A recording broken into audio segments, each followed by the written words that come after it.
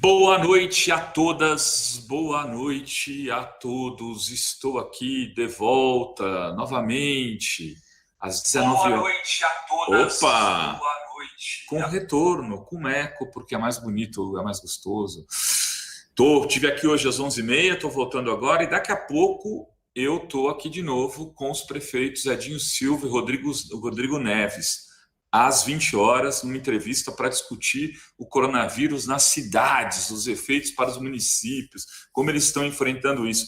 Mas hoje eu vou falar de um personagem bastante conhecido da história do Brasil, Roberto Jefferson, o Bob Jeff. Antes de mais nada, vou dar um oi para aqueles que estão aqui no YouTube. Estou vendo que a Andy 1146, que estava bloqueada, não sei porquê, voltou. Que felicidade vê-la aqui de novo. Muito bom. Medrado por aqui, Ana Luísa Ramos, Cláudio Antônio Sona Guirado, Beth de Brasília, bem na hora do Lula e ex-ministros. Eu não estou sabendo que tem Lula e ex-ministros. Márcio 213, quem mais? Raquel Braga, Crônicas do Positivismo, a voz do coração, Semi José. Pessoal do YouTube que está por aqui, eu consigo dialogar. Salve para o pessoal que está no Twitter nos assistindo e também no Facebook, se quiserem interagir melhor.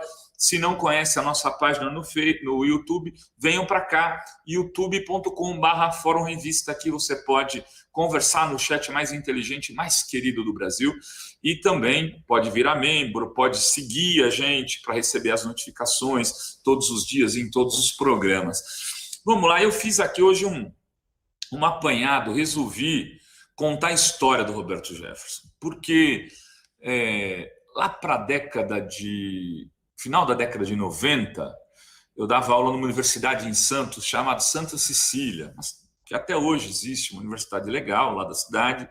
Dava aula de jornalismo e comecei a falar sobre as diretas já na sala de aula, e as pessoas, os alunos que tinham 17, 18, 19 anos, mal tinham nascido nas diretas já e não sabiam o que era as diretas já. Então era preciso contar a história do movimento, falar do que tinha rolado na ditadura, como que aquele movimento teve suas sutilezas, quem era o MDB da época, o PT que estava nascendo, o PDT que vinha, o PTB, enfim. E ali eu percebi que, às vezes, a gente dá de barato que as pessoas conhecem certos personagens históricos, certos fatos históricos, quando, na verdade, eles já são passado, é a gente que está ficando velho. E o Bob Jefferson, o Bob Jeff, voltou. Ele fez uma live com o Bolsonaro, teve 1 milhão e tantas pessoas que assistiram, fizeram uma conversa de nova política, né, de como enfrentar a bandalheira, a corrupção, o carguismo, etc. O Bolsonaro não ia se render ao esquema do Rodrigo Maia. É muito engraçado tudo isso, gente. Como é engraçado, né? Para não dizer outra coisa. E fizeram essa live... E, de repente, o governo Bolsonaro começou a assumir toda esta relação que é própria da existência do Roberto Jefferson. O toma lá da cá. Você me dá um cargo, eu te dou um voto. Você me dá um não sei o quê, eu te dou não sei o que lá. O toma cá clássico da política, que se tem alguém que melhor simboliza tudo isso na história recente do Brasil, é o Roberto Jefferson. E aí, eu escrevi um post também para o meu blog, que está lá no blog do Rovai, na revista Fórum, que trata sobre essa volta dele e quem é ele, porque as pessoas podem ter perdido alguns momentos históricos. Talvez o outro lembre lá da época do Mensalão, mas ele é um pouco mais antigo, ele tem uma história um pouco mais longínqua. E eu vou lá ressuscitar esse cara que nasce, né, como um personagem lá na década de 80, num programa chamado O Povo na TV, que ele fazia o papel do advogado popular, que defendia o povão, de coisas que aconteciam e tal. Na época, e ele foi por muito tempo assim, ele tinha 170 quilos, muito gordo, Roberto Jefferson. E ele fazia questão de andar armado e falava isso, que com ele não tinha papo, se não fosse na lei, ia na bala e tal. Não lembra alguma coisa? Lembra muito o Bolsonaro também de outros tempos. Bolsonaro ainda não estava tateando sua entrada na política, porque o Roberto Jefferson se elege deputado federal pela primeira vez em 1982. Isso, 82, numa chapa. Ele era candidato a deputado, mas a candidata a governadora era Sandra Cavalcante, que também era popular na TV do Rio. E naquela eleição no Rio de Janeiro, quem ganha é o Brizola, né? Lá, Brizola, ele mesmo ganha a eleição. E tem um fato corriqueiro aí, naquela época, o Brizola era para ser o candidato e o nome do PTB, porque o PTB é uma herança do getulismo, do Jango, do João Goulart, era um partido que é caçado na época da ditadura, com o golpe militar de 64, e quando o Brizola retorna ao Brasil, ele fala, bom, quero o PTB, e ele toma uma rasteira da Ivete Vargas, que consegue o PTB e leva ele para a direita. O Brizola queria o PTB, a herança do trabalhismo, que era do centro-esquerda, de um partido popular, vínculo com sindicatos, e não consegue isso por conta do golpe da ditadura que entrega o partido para que o Brizola não ficasse com aquele legado para a Ivete Vargas, que aí começa a trazer pessoas assim, como esse cara, o Roberto Jefferson, que se elege e que se reelege para constituinte em 1986, quando se elegem pessoas também desse mesmo tipo, Bolsonaro. O Afanasio Azad, um candidato a deputado estadual à época, se elegeu, foi deputado, e era um radialista que fazia isso. Bandido na cadeia, tem que matar. O Maluf se elegeu também um pouco com esse discurso. O Azad teve naquela eleição, eu acabei de pesquisar, 558 mil votos. Eu já era moço, começando ali a minha... estava na faculdade, lembro que fui ver a apuração e via muito voto Lula federal e Azad estadual. Não conseguia entender, para mim não fazia o menor sentido. Um guri, como é que o cara vota no Lula, que defende os trabalhadores, o Azad que defende uma política de matança? Não era antítese, um defende os direitos humanos, o outro anti-direitos humanos. E a gente vai entendendo que as coisas não são bem assim depois, com o tempo, que na política muitos votos, principalmente setores populares, se movem por impressões. O eleitorado, uma parte do eleitorado que votou no Bolsonaro, se o Lula fosse candidato, teria votado no Lula, não teria votado no Bolsonaro. É por isso que, por exemplo, este blogueiro tem certeza absoluta de que, se candidato fosse, o Lula seria presidente. Mas voltando lá, então, a 86, ele se reelege a deputado constituinte e vira o quê? Um dos líderes do Centrão, que tinha como outros ícones o Gastone Rigg, o Roberto Cardoso Alves, e que abre uma dissidência dentro do MDB para tirar nacos de poder do campo progressista, que pleiteava uma Constituição mais progressista do que a atual, uma Constituição que teria capítulos mais avançados na reforma agrária, capítulos mais avançados na área de comunicação, de regulamentação do setor financeiro, entre outras coisas. Quando se cria o Centrão, num acordo ali com o Sarney, né, que quer, inclusive, aumentar o seu mandato para 5 anos, faz todo aquele movimento, ele consegue aumentar seu mandato para 5 anos, dá concessões de rádio e TV para muitos daqueles deputados. Quem estava lá? O Roberto Jefferson, fazendo o quê? Essas negociações, essas negociatas de toma uma rádio, toma uma concessão, ganha isso, fica com aquilo. Desde 86, ele já estava negociando cargos e nos trouxe uma Constituição que ainda é muito melhor do que de outros países, mas que é muito pior do que poderia ter sido por conta desse nefasto que já fazia política naquele momento. Bom, o Roberto Jefferson continua na política e o Collor se elege. O Collor se elege em 89, né, pelo PRN, precisa de base. Quem ele vai procurar? Entre outras pessoas, o Roberto Jefferson. E ele está ali à disposição para ser um dos caras que apoia o Collor, que vai construir uma defesa do Collor, e ele vira um dos caras que era conhecido como um dos deputados da tropa de choque do Collor. foi tropa de choque no Congresso, perdeu, foi derrotado, e ficou até o último minuto com o Collor, isso precisa ser dito, defendendo o presidente do seu mandato, tomou aquela lavada no Congresso, sai daquele episódio, o Itamar assume, o Fernando Henrique chega, ele se aproxima do Fernando Henrique, passa a ter o quê no governo do Fernando Henrique? Cargos.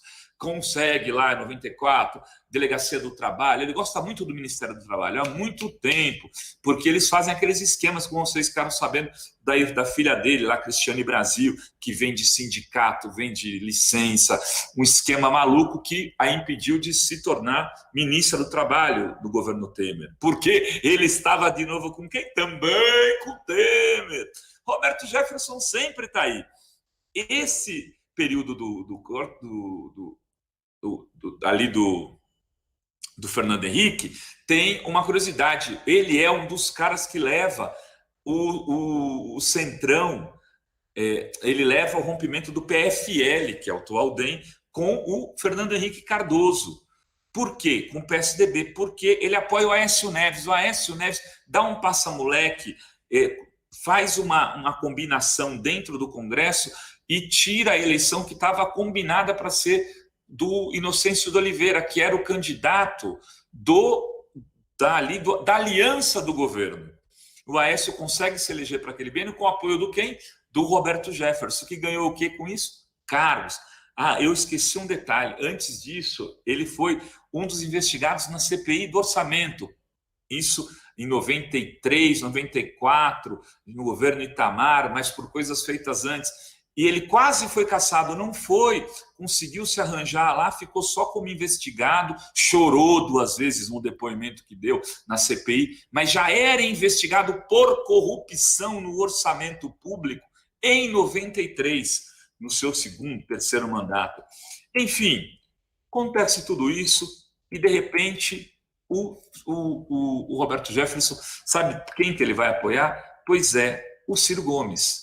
Ele sai em apoio em 2002 ao Ciro Gomes e vira a voz da centro da direita dentro da campanha do Ciro Gomes. O Ciro talvez tenha se esquecido disso, né, quando ele fala dos corruptos que envolvem o PT, etc.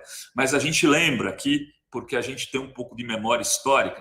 E o Roberto Jefferson fazia campanha nos palanques, falando que o PT era ligado ao capeta, entre outras coisas, já fazendo diálogo com os grupos evangélicos, que o Mercadante era o demônio, que o Lula era o demônio, etc, etc, etc.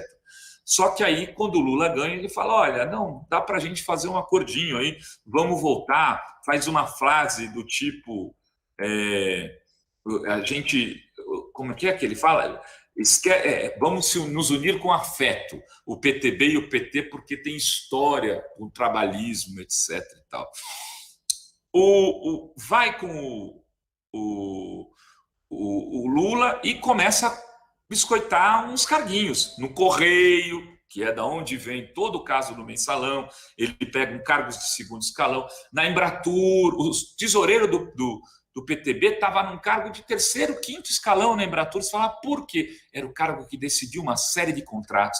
Ele já conhecia a máquina pública e ele cirurgicamente pede cargos de terceiro, quarto, quinto escalão para compor e aceitar ficar no governo Lula. E pega só o Ministério do Turismo com o Maris Guia. O PTB tinha aquele único ministério, que não era um ministério grande, um ministério meia boca, não fazia muita coisa, mas eles conseguem articular uma rede de terceiros, quartos escalões, onde passam muitos contratos importantes e estoura o Mensalão.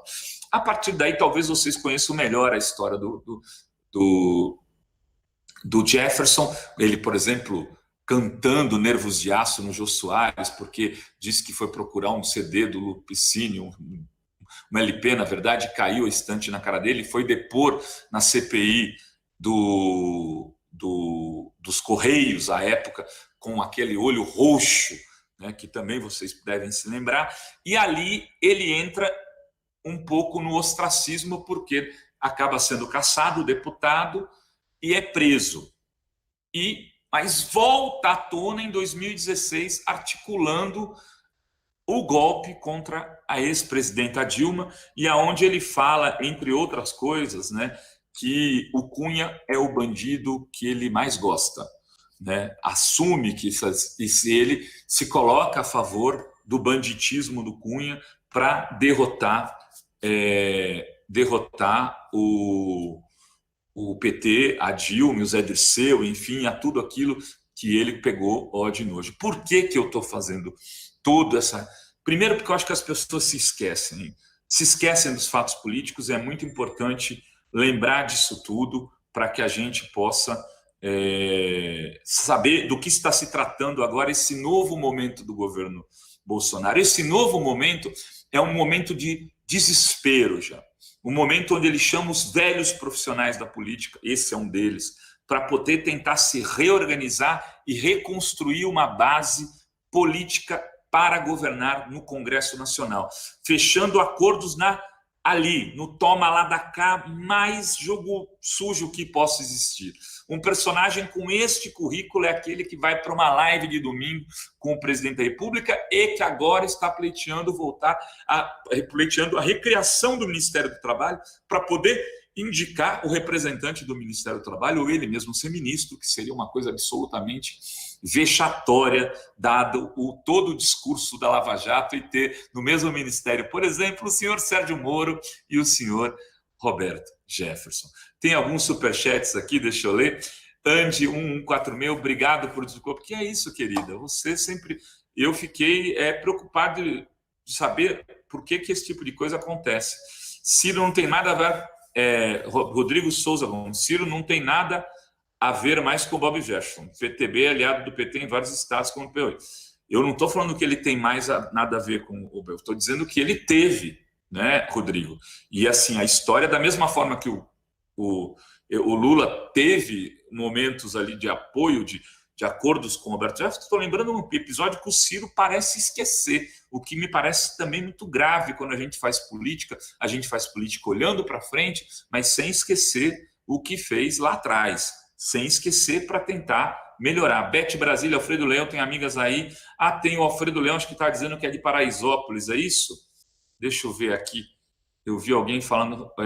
feliz de saber que o Rovai Família está aqui pertinho da gente, próximo a São Bento, só porque está aí. Falo de Paraisópolis, é aqui do lado. Estou aqui em Gonçalves, do ladinho de vocês. Preocupado com Paraisópolis, porque apareceram alguns casos aí, né, de Covid-19. Espero que isso consiga ser reduzido, aí se fique naquilo que já rolou. Era isso, gente. Eu estava aqui hoje para fazer um grande inventário. Se você votou numa eleição com Afanásio, candidato, fique em casa. Rodrigo Souza Gomes, perfeito. Eu votei numa eleição com Afanásio, candidato, tenho que confessar. Então, eu estou em casa aqui, cuidando do Luca, ficando quietinho junto com ele, e não vou sair disso. Tem mais um aqui do Antônio César Bozo, não é louco? Ele e os filhos não têm caráter. Isso a gente já sabe também. O problema é que eles não têm caráter, mas eles agora estão usando esse caráter deles e abrindo mão totalmente daquilo tudo que eles falaram nos outros carnavais, ou seja, durante o período eleitoral. A defesa empolgada toda que eles fizeram da fim da corrupção volta em um rosto que é símbolo da corrupção e do jogo mais malandro, mais nefasto que existe na política, que é aquele olho roxo do Roberto Jefferson. Queridas e queridos que estão no Facebook, que estão no Twitter, venham aqui curtir a nossa página no YouTube, youtube.com/Fórum Revista. Aqui você recebe notificação e aqui, além de a gente ler os chats, aqui a gente conversa de maneira mais direta, olho no olho, eu diria, porque eu fico olhando para essa tela aqui do YouTube. Queridas, era isso. Daqui a pouquinho, daqui a 36 minutos, eu volto aqui com Edinho Silva e Rodrigo Neves, prefeitos de Araraquara e Niterói. Beijas e beijos a todos. Dalva, obrigado. Que legal que você amou. Dalva é membra. Se você não é membro e gosta desse canal, nos ajude. Fique membro, fique membra. Até!